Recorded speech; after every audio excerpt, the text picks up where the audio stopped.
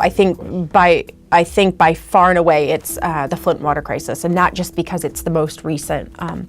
That was a time that Michigan Radio had a reporter in the field who was doing a lot of work in Flint, and not a lot of other news organizations were covering the story.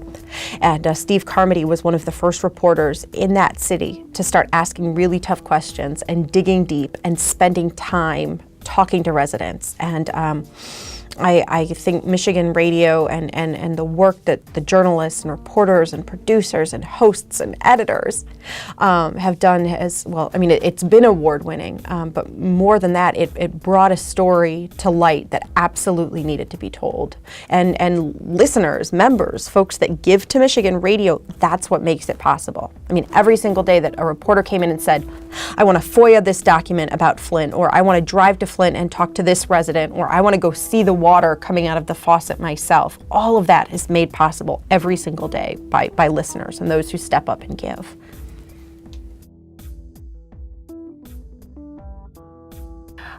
Well, it's more the daily digging. It takes a lot of effort to find content to fill an hour a day, 5 days a week. I'm on Monday through Thursday. Lester Graham hosts on Friday.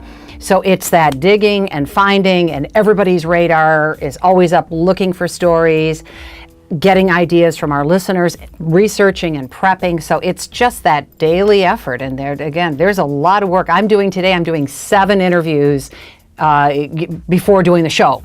So it's a lot of effort. I tell people I've never worked harder in my life. This is my, how many years now? I started in broadcasting in December 1979. This is the hardest I've worked, and it's also the most rewarding. I think what inspires me every day is a desire to inform the public about issues that we think are important. Now, when you look at what's happened in the news media in the past decade, even in the past 2 decades, you've seen, even in Michigan, lots of cuts, lots of layoffs, lots of retractions, lots of reductions in what used to be major daily newspapers. And so there's sort of a sense of responsibility that falls on Michigan Radio to tell the important stories of the state. And I think that responsibility inspires me every morning to get up, come in and do a good job.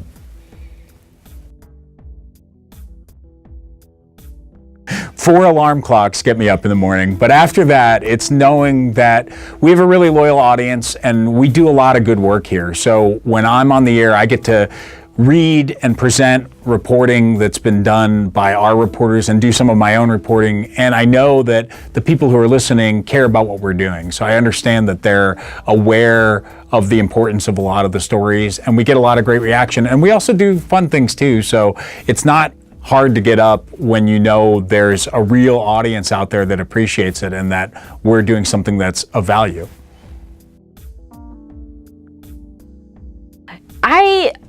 When I'm out in the field, what I'm thinking about is the stories that I'm telling, I want to take care of a story like it's a child, and I want to tell it in a way that best represents the subject. I want to make sure that it's their voice that's coming through, because in the end, it's their stories. I'm just, relaying them to the public. So I guess that's it.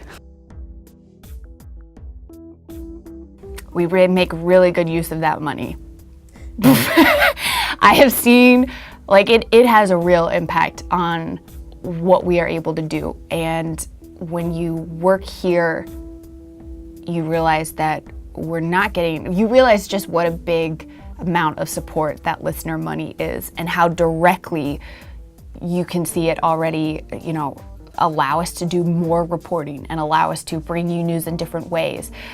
I like to say that Michigan Radio is they're probably not gonna like this. Michigan Radio, punches above its weight class. We don't have hundreds of reporters, but we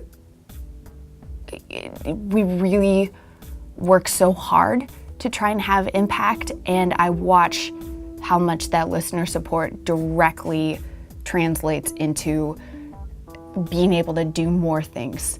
And that's really great.